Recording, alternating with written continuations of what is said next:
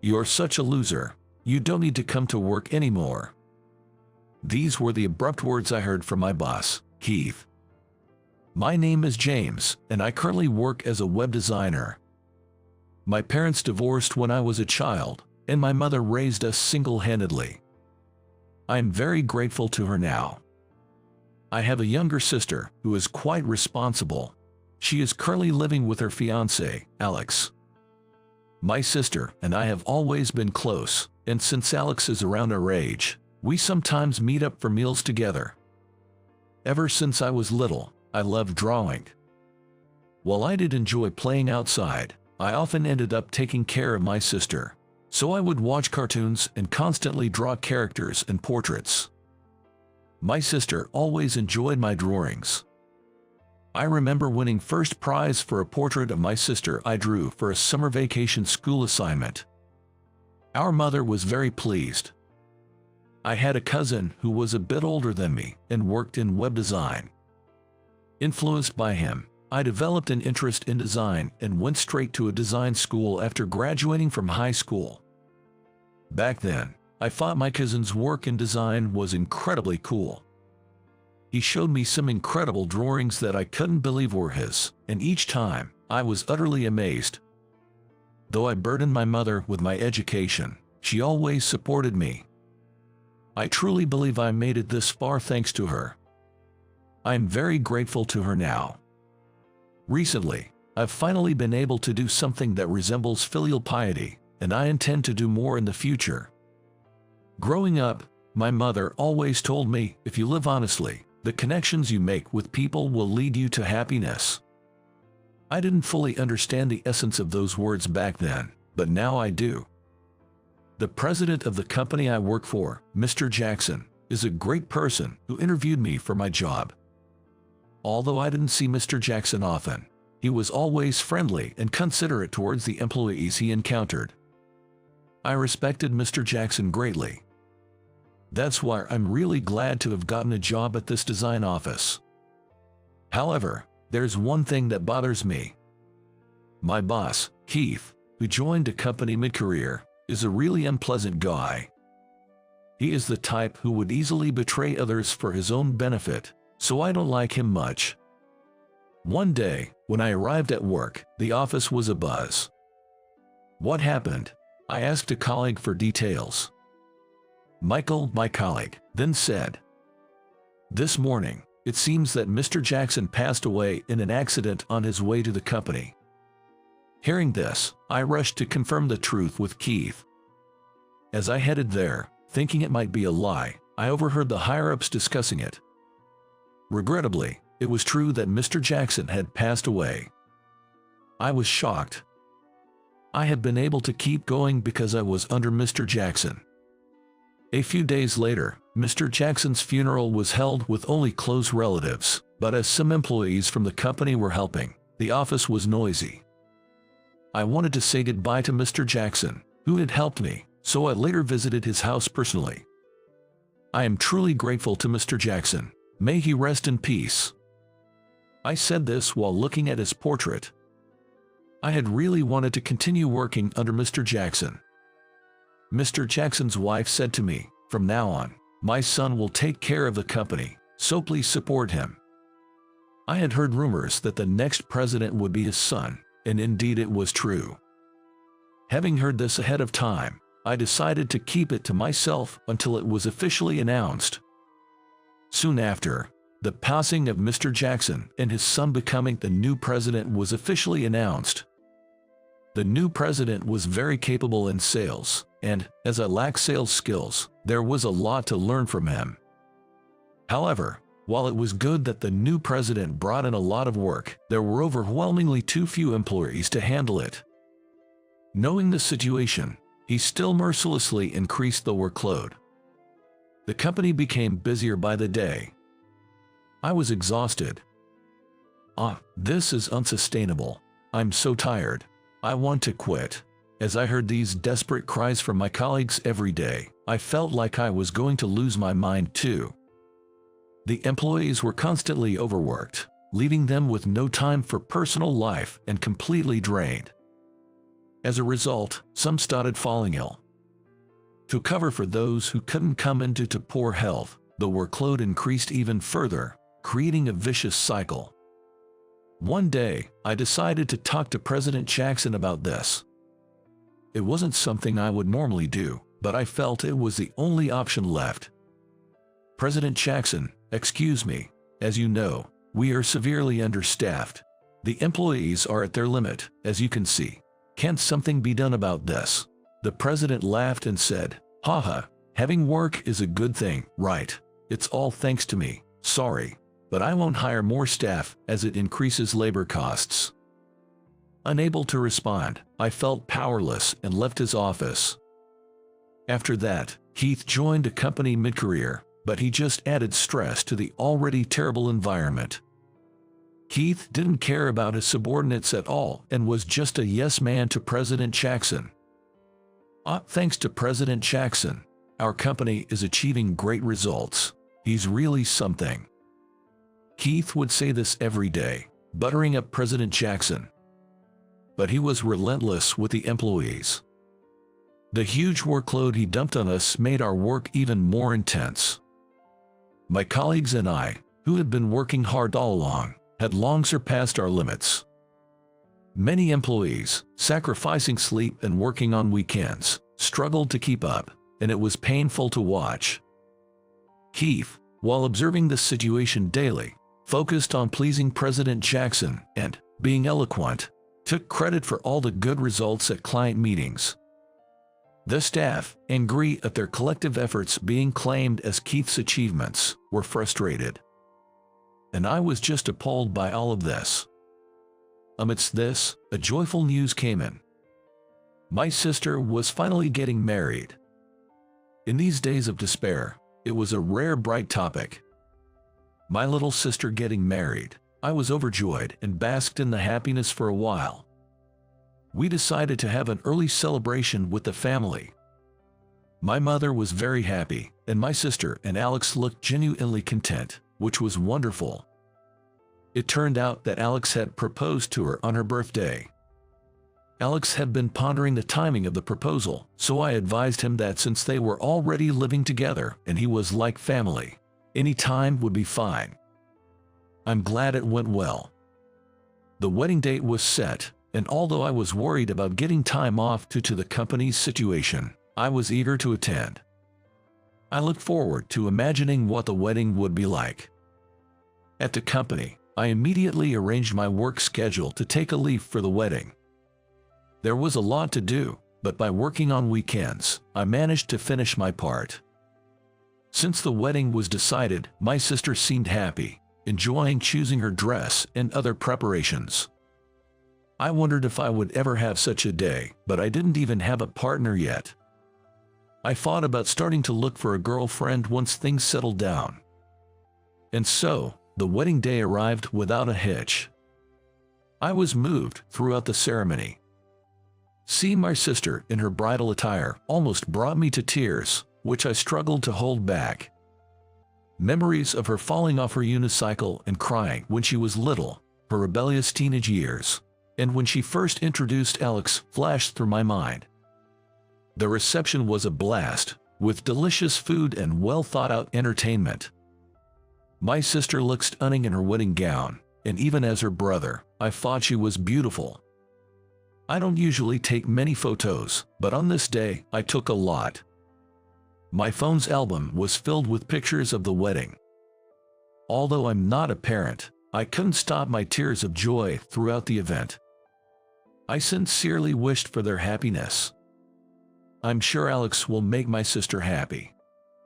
My mother, sitting beside me, kept nodding and seemed to be engraving the wedding ceremony in her memory, just like I was. This wedding will surely become a lifetime memory. After the ceremony ended smoothly, I drove my mother back to our family home. Immersed in the afterglow of the wedding at home, I received a call from President Jackson. Abruptly jolted back to reality. Having to think about work even on a day like this, I sighed. When I answered the phone, President Jackson was furious.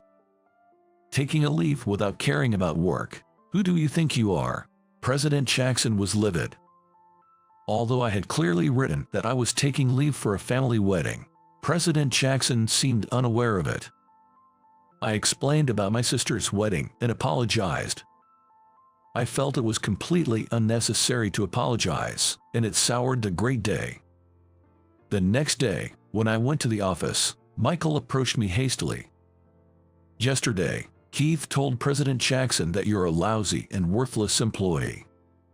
So that's why President Jackson was so angry. But why do I have to be slandered by Keith? This company is just anything goes now." Anger welled up inside me. I had properly completed my work before taking leave, and taking time off for a family wedding is a given, right? I shouldn't be criticized for such a thing. Yet, being called a lousy and worthless employee, what on earth is happening with this company? Involuntarily frustrated, I found myself clicking my tongue in annoyance, feeling helpless about my situation. Shortly after, Keith approached me, saying, "President Jackson is calling for you." I sensed I would be scolded, but I had plenty to say too. Upon entering the president's office, President Jackson asked, "Did you enjoy yesterday, James?" I simply replied, "Yes." Then President Jackson said, "Well, someone like you doesn't need to come to the company anymore." Pardon. I was so surprised that I blurted out the question. What is President Jackson talking about? Being fired for taking a day off for a family wedding, despite working hard every day. I couldn't take it anymore and felt like bursting. I wanted to grab and punch him, but I answered, "If you say I don't need to come anymore, then I really won't. For now, I'll use up all my remaining leave." Visibly upset, I left his office. "I can't work under such a president." Keith watched me with a satisfied look. He's really messing around too. I felt like punching Keith as well. Sensing something was wrong, Michael approached and asked. Still angry, I told Michael the whole story, and seeing him get angry on my behalf helped calm me down. After submitting the leave documents and finishing my work, I immediately prepared to leave. I decided to go camping, a hobby I hadn't indulged in for a while. I thought going away would clear my mind. The next morning, I woke up early and drove about 2 hours to the mountains. Upon arrival, I efficiently set up my tent. After setting everything up, I started boiling water. As I watched the fire, the words President Jackson said to me yesterday flashed back in my mind. What does he mean by "you don't need to come anymore"? Just thinking about it made me angry. I was so lost in thought that I didn't even notice the water boiling over. Being out camping, perhaps it was the power of nature, I gradually felt liberated from the daily hustle and the unpleasantness, and my mind seemed to rest. Eating the good quality meat I splurged on, while listening to the river flowing in the quiet mountains, I relieved my stress. Eating outdoors is really delicious. Just the change in air makes everything feel fresh. Occasionally, I thought about how everyone at the office must be swamped, but I tried not to dwell on it. I spent time fishing, grilling the fish I caught, and watching birds occasionally visit the river. It reminded me of a childhood camping trip with a local community group. Back then, I had a crush and was excited about camping with her. I remembered nervously approaching her during the campfire. It was my first love. But then, seeing her playing happily with another boy was a shock. I wonder what she's doing now. Lost in these old memories, I was enjoying myself. Later, I realized I was indulging in fantasies all alone and felt a bit down. At night, the stars were beautifully visible, so I took pictures under the starry sky. And I set one as my phone's wallpaper. It felt like something good was going to happen. I had planned to stay for 2 or 3 nights, but in the end, I returned home after just 1 night.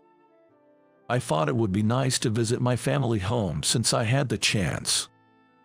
When I contacted my mom, she suggested inviting my sister and her husband over for a family meal. Did you go camping, James? My sister and her husband had arrived earlier, and by the time I got there, the meal was already prepared. I brought some souvenirs on my way back from camping, and they were happy to have them. The impromptu long weekend and the camping trip turned out to be a great conversation starter. We all got excited about the idea of going camping together as a family next time. Nowadays, there are campsites with hot springs and pools, making it easy and enjoyable for women too. After the meal, we talked about various things for the future. I spent a few nights at my parents' house, fully refreshed. I had plenty of time to think about my future work. And now, my leave was ending, and I had to return to work tomorrow. When I went to the office the next day, it was chaos. Apparently, while I was away, Keith tried to cover for me but ended up causing a storm of complaints as the work didn't get done. Seeing Keith, it seemed like he was about to explode. So this is what happens when a useless employee isn't around. I was just astounded. Then Keith noticed me and came over. James, I'm sorry for everything. I finally understand how much your work meant. His apology was too little too late for me. I submitted my resignation on the spot. James, please reconsider, I beg you, Keith pleaded, a complete turnaround from his usual attitude, but my mind was already made up. I left the company. Actually, I had been considering this direction from the start. After the former president passed away and the management changed, I didn't have confidence in continuing with this company. I knew my body wouldn't last in such an intense work environment, and I used this leave to think about my next job. In fact, during my leave, I was preparing to start a new company with Alex. Alex, too, was struggling with his current job as a designer. So, we discussed starting our own company together. Alex had always been much better at sales than me, so I was confident we would make a great team. My sister also supported us. And so, we quickly launched our company. We had been preparing behind the scenes and even managed to recruit some colleagues from my former company, which sped things up. Indeed, Alex's sales skills were outstanding, and soon our business was on the right track. Some of our clients were people I had worked with at my previous company, and hearing them say, "We feel secure with you here," was gratifying. In just a few months, our company's monthly sales reached $10 million. The colleagues we recruited turned out to be a tremendous asset. Unlike my previous company, we were not overwhelmed with work, and we're even planning to hire more staff due to increasing workload. We intend to keep growing the company. Our employees work happily every day. The office atmosphere is bright, creating a conducive working environment. I'm always thinking of ways to maintain a good cycle to keep the motivation high. Indeed, motivation is crucial. Then, I heard that my previous company had gone out of business. While my colleagues were happy, I couldn't help but think of the former president of my old company, whom I had respected. It was an unfortunate situation. But I couldn't forgive Keith or President Jackson, so in a way, I felt relieved. Rumor has it that both President Jackson and Keith are struggling to find new jobs. It seems impossible for them to work under someone else after all that's happened. They had it coming. Since then, I've been fully committed to my work. And then, I had a fateful encounter. One of our clients employed the woman who was my first love. I recognized her immediately. There was a resemblance, and when I started talking to her, it turned out she was indeed the same person. After moving to a nearby town, she had been living quite close all this time. She vaguely remembered me, and we quickly exchanged contact information and grew closer. She hadn't changed much since we were kids, and it felt like a dream. And now, I feel the happiest I've ever been in my life. She became my wife. Experiencing such a fateful encounter firsthand, I truly felt that living earnestly and valuing connections with people brought me happiness. I plan to always uphold my mother's teachings. And when I have children, I'll definitely pass this lesson on to them. Living honestly leads to happiness through the connections you make with others. My name is Michael, a 30-year-old man. Currently, I work hard every day as a company employee. I'm busy, but I love my job, so I've always been focused on work from morning till night. Now I can have 3 meals a day, but growing up in a single-parent household, we were quite poor, and as a child, I often couldn't eat properly. The only decent meal I had was the school-served lunch, but that was only until elementary school. In middle school, I either brought my own lunch or bought something simple from the school store, and in high school, it was either a packed lunch or the cafeteria. I attended a private high school as a scholarship student, so we didn't need to pay for my tuition fees. I was fairly smart, so I applied to a prestigious private high school as my first choice. By scoring high enough, I was able to attend as a scholarship student without paying tuition fees. So, I never had to pay for high school. When I got accepted into high school, my mom was so happy she cried. Most of the students at my private high school were from the middle class or wealthy families. Among them was a wealthy girl named Jessica. Jessica always had shiny hair and wore high-quality shoes from well-known brands. Even in high school, she carried wallets from Louis Vuitton or Gucci, clearly indicating her family's wealth. Her father was a businessman. She always seemed to get whatever she wanted from her dad.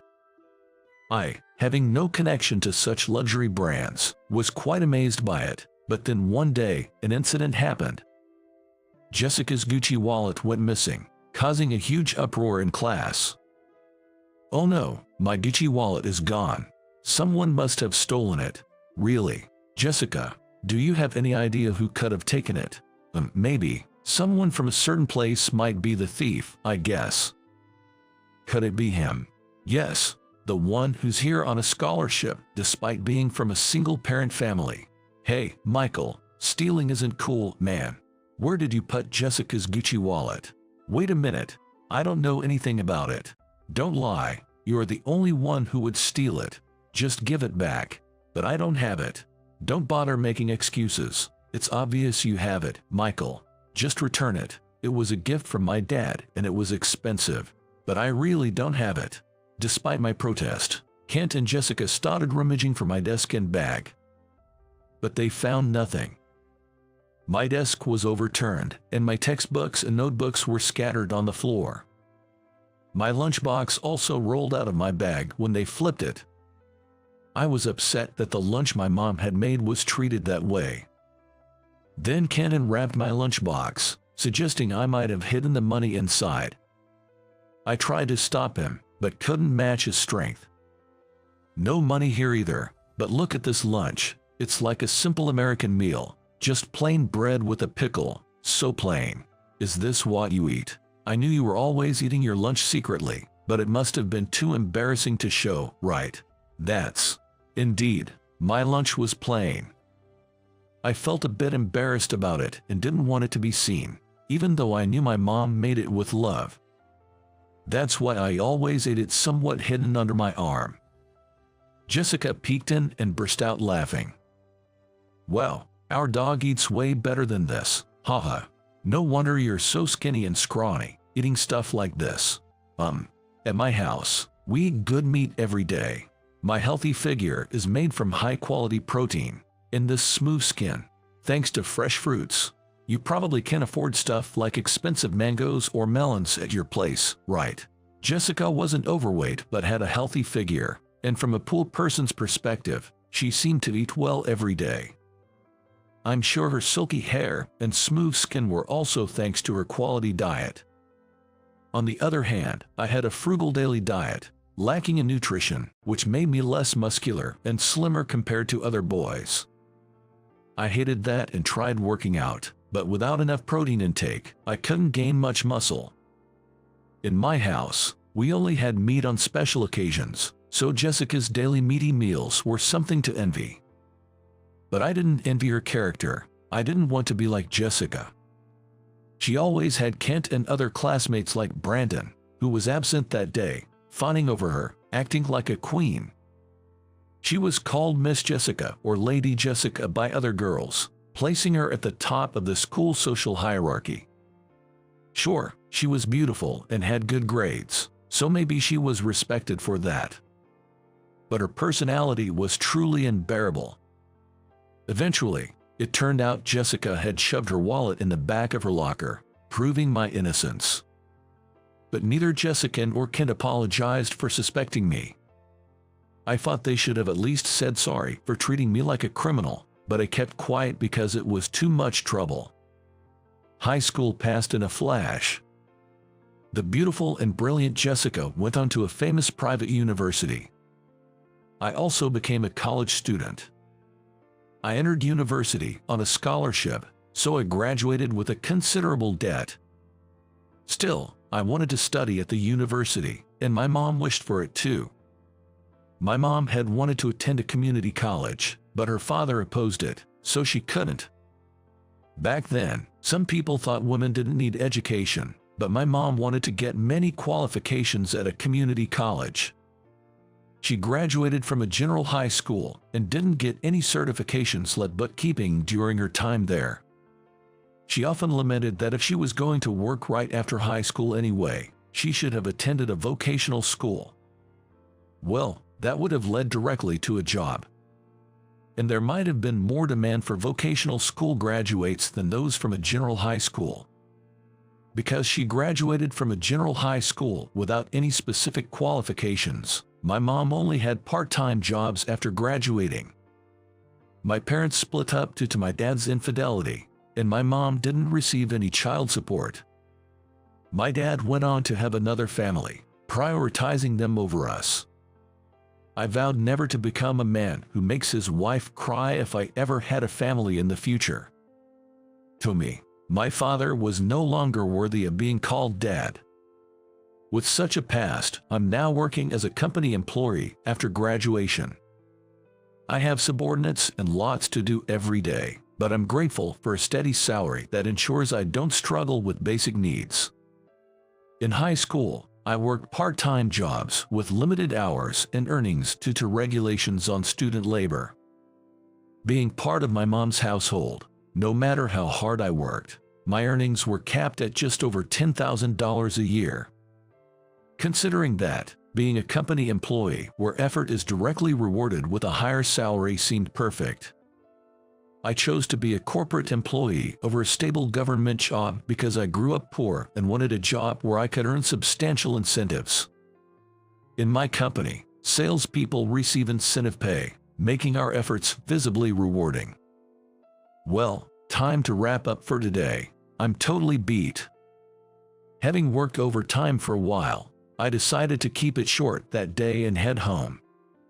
When I checked my mailbox at home, I found an invitation to a high school reunion from a classmate. We weren't particularly close, nor did we have a bad relationship, but it turns out we attended the same university. We became acquaintances enough to exchange Christmas cards since he mentioned getting married right after graduation. So, he obviously knew my address. I had sent wedding gifts, housewarming gifts, and baby shower gifts, and he had reciprocated. Well, he's not a bad guy. It was just a sort of camaraderie among classmates. I wasn't keen on attending the reunion, but there was someone I was curious about. I had always had a crush on a high school classmate, Sophie. Even though I was poor and disliked by many, Sophie never looked down on me. In late June, during the early summer, I fell on my way home from high school. Sophie, who happened to be on the same route, stopped by a convenience store and bought me a sports drink. "Here, drink this. You've looked pale for a while now. Could you be suffering from heat stroke?" Heat stroke. It's only June, but it's been really hot this year, and we had gym class today, right? Maybe you're not getting enough fluids, and you need some salt too. Yeah, I drank water, but I might have forgotten about the salt. When you drink water, it's important to take in salt too, That's why sports drinks are best for heat stroke. Ideally, you should have oral rehydration solution, but the pharmacy is too far. Oh, I see. Licking salt or eating pickles is good too. Pickles contain citric acid, which helps with fatigue recovery. I eat one pickled plum every day. You know a lot. Did someone teach you? It's wisdom from my grandma. Well, she was a nurse, so she knows a lot. I see. Thanks for the drink. I'll pay you back next time, at $1.40, right? No, don't worry about it. I bought it because I wanted to. Don't mind it. But when you get home, cool down the places with big veins, like your neck, underarms, or the groin area. Okay, got it. Thanks for the advice. At that moment, I found myself really liking Sophie. She was an unassuming presence in the class, wore glasses, and had a quiet demeanor. She spent her breaks reading books, so I think she was a literature girl. I remember catching a glimpse of her reading a challenging book before. It was a book by Michel Foucault, but it was so complex that I was totally lost. But Sophie read them with enthusiasm and seemed to enjoy it. I heard she went on to study literature in college, but I haven't seen her since. I hoped, perhaps, she was still single. On the day of the reunion, I was suddenly called in by a client, so I had to go there after work. I wanted to change into casual clothes if I had more time, but I was still in my suit. Seeing this, Jessica started to belittle me. You, in a suit, are you actually working? I heard you struggled to get into college, but it was a lower tier one compared to mine, so it seems pointless. Well, I graduated from the prestigious K University, you know. Yeah, I was called in for work, so I'm still in my suit. Didn't have time to change. You got a job. What kind of trashy company picked you up? With your university's level, it can't be anything impressive. Actually, it's one of your father's major clients. What? I work at Greenfield Corporation. We supply products to your father's company. Greenfield, as in that conglomerate-affiliated trading company. Wait, how did someone like you get into a trading company? How did you do it? Well, I got in through regular recruitment. I had a 4.0 GPA score, and I went on an exchange program after graduating. Maybe they valued that. You had a 4.0 GPA and did an exchange program. Yes, that's right. So, what are you doing now, Jessica? Well, I'm just helping with household chores. At that moment, a girl beside her whispered quietly. Making fun of Michael, I thought you'd be working somewhere impressive, but that's disappointing. What? Who are you, anyway? Don't you recognize me? I'm Sophie. What? You're that gloomy and plain Sophie. It turned out this girl was Sophie. She had changed so much since high school. She seemed like a completely different person. Sophie had grown her hair to her shoulders, adding a gentle wave. Her makeup emphasized her already beautiful features, transforming her into a stunning woman. Even in high school, I admired her sharp, beautiful eyes visible behind her glasses. But I was surprised how much a person could change without glasses. Her eye makeup really transformed her appearance. Jessica, now outshone by the beautified Sophie, seemed to be at a loss for words. It's such a waste for someone who graduated from a prestigious university to not even help with their father's business. Well, it's none of my business, and I don't care anyway. What are you talking about? I don't want to hear that from you. I'm preparing to become a bride, so I'm learning household chores from my mother. Learning household chores at this age, wouldn't it have been better to learn them earlier? I mean, most people can handle household chores by middle school. I'm thoroughly learning household chores to make a good marriage. I want someone who earns more than my father. Maybe with an annual income of $1 billion. Haha, Jessica, you should face reality. Guys earning $1 billion a year are usually already married. What? Who are you? I'm Kent. Guys earning $1 billion a year.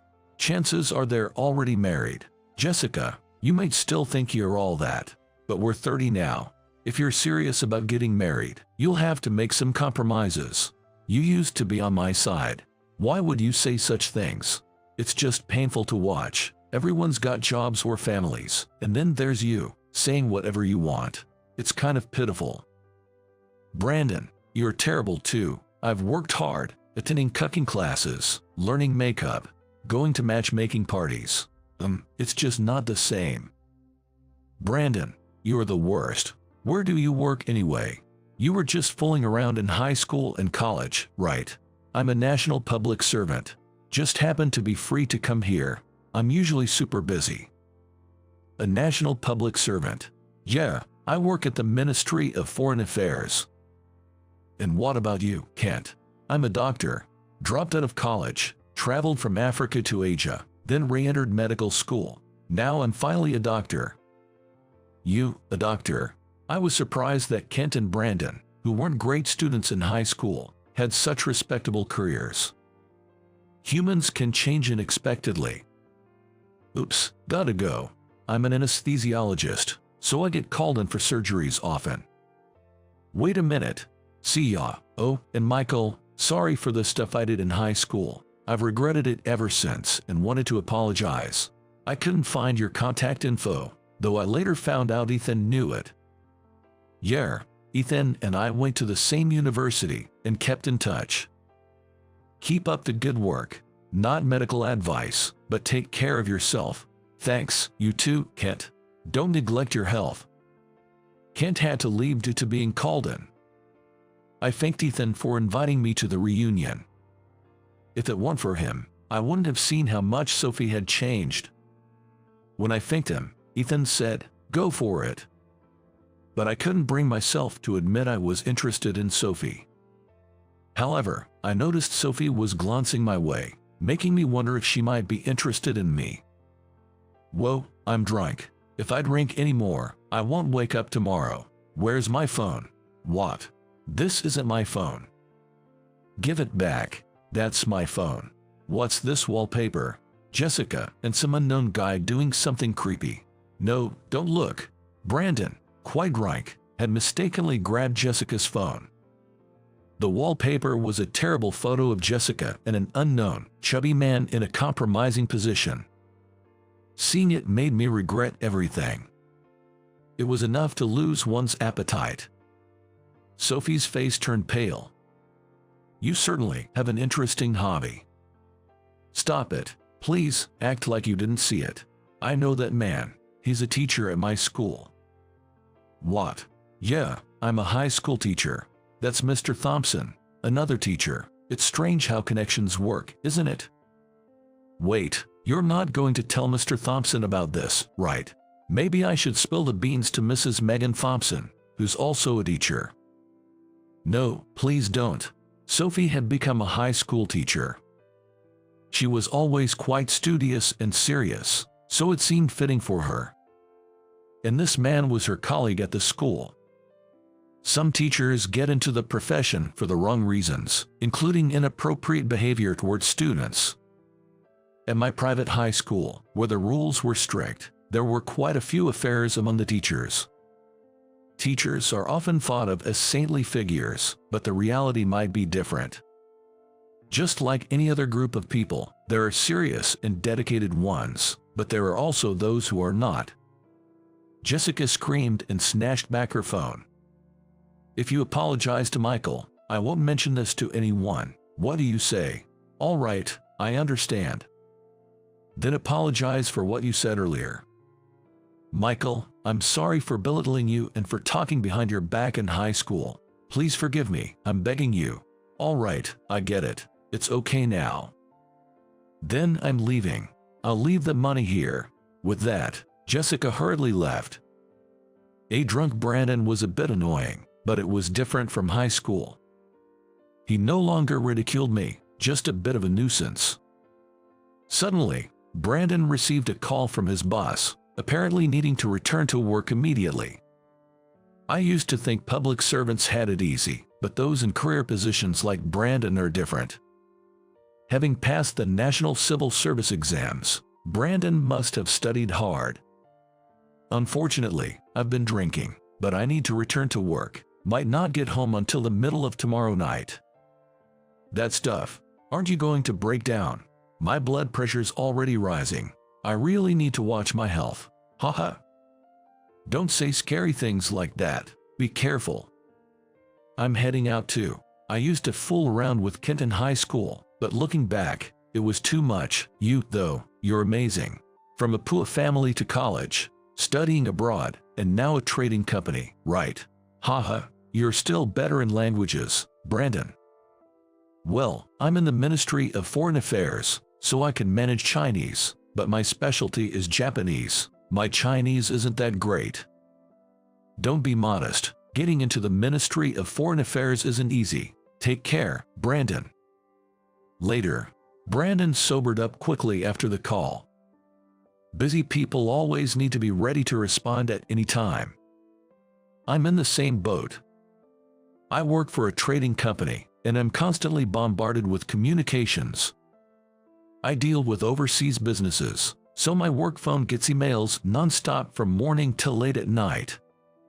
There's a time difference, but the other side doesn't really consider that, and urgent messages are often marked with ASAP. ASAP stands for as soon as possible, meaning I need to reply or respond as quickly as I can. So, whenever I see ASAP, I reply, no matter how tired or exhausted I am. In exchange, I receive a decent salary, so I have to do my job properly. After the reunion, Sophie and I walked towards the same train station. But then it started to drizzle, so we decided to take shelter from the rain. The station was a bit far, and we were at a convenience store. The drizzle turned into a downpour, and waiting it out seemed less practical than buying an umbrella. If it keeps up like this, buying an umbrella might be quicker than waiting for it to stop. True, we don't know when it'll let up. It was cloudy today, but I didn't expect it to rain this much. Let me go buy an umbrella. Should I get one for myself too? Oh no, it looks like there's only one left. Someone else must have bought the others. Oh, then you use it, Michael. I can wait until the rain stops. No way, we should share it. Okay. Sharing an umbrella felt a bit awkward at our age, but it was the only one left at the store. So, our only option was to share the one umbrella. I certainly didn't want to get completely drenched on my way home, and I absolutely didn't want Sophie to walk in the pouring rain either. We'd get a bit wet, but it was better than getting soaked separately. There was a convenience store at the station, so we could buy another umbrella there. As we walked, Sophie suddenly grabbed my arm, which startled me. But then there was a clap of thunder, and it seemed she grabbed me out of fear. When I was little, I got stuck in a closet while playing hide and seek. Really? Yeah, there was this loud boom. It was thunder striking nearby. Since then, I've been scared of thunder. Kind of a trauma, I guess. It's embarrassing at 30, thinking back to being stuck in that small space with loud noises around me. I thought you weren't the type to do such things. Like, you seem too well behaved for that. Actually, I did some naughty things, like smearing my mom's lipstick all over my face or burying my sister's shoes. I get the lipstick part, but burying shoes, what's that about? I used to think that if you bury something, it would grow, so I buried my sister's shoes in the garden, thinking new ones would grow. I was about 4 then. It's silly now, but I thought it was a cute prank. That's quite an imagination. I'm not sure if I've become more sensible, but now I'm a working adult. Being a high school teacher, I often hear that high school students are almost adults, but that's not quite true. They still have a bit of a child in them. That's why they have such rich imaginations. I get moved to tears by their plays during the school festival. By the way, Sophie, you wrote a script for the cultural festival, right? It was incredible. I always thought you had a talent for writing because you read so much. Thank you. Hearing you say that makes me happy. I'm glad I became a language teacher. Sophie always seemed so composed and intellectual to me, but knowing she had a mischievous childhood was a pleasant surprise. I might be the only one who knows these sides of her. She wasn't very talkative about herself in high school and seemed to prefer being alone. but she helped me when I was on the verge of heat stroke and explained things to me, so she's not averse to people. She's just not the type to share everything about herself. So, I was really happy when she shared her childhood stories with me. I felt special, like I was the only one who knew everything about Sophie. At the station, I bought another umbrella for Sophie. Then we parted ways, boarding trains in opposite directions. Before that, Sophie and I exchanged contact information. In high school, I didn't even have a cell phone, and even if I did, the address would have changed. Sophie and I exchanged contacts, and I was grinning all the way home. A little while later, I received a message from Sophie saying thank you for today on my phone, and I replied immediately. Afterward, we started finding time to contact each other. My work is busy, so I have limited time for calls, but talking to Sophie is always comforting. Thoughts of dating and marriage kept popping into my head. I'm already 30 and want a girlfriend. Curious about family life, I contacted Ethan, who married early and has a big kid now. After talking about it, I was teased with "you haven't confessed yet," which finally pushed me to make the decision to confess to Sophie. 3 months after the reunion, Sophie and I met again. Today, she had straight long hair, not curled like before. Her makeup was subtler than before, but she was still beautiful. Staring at her long eyelashes, she caught me and asked, "What are you looking at?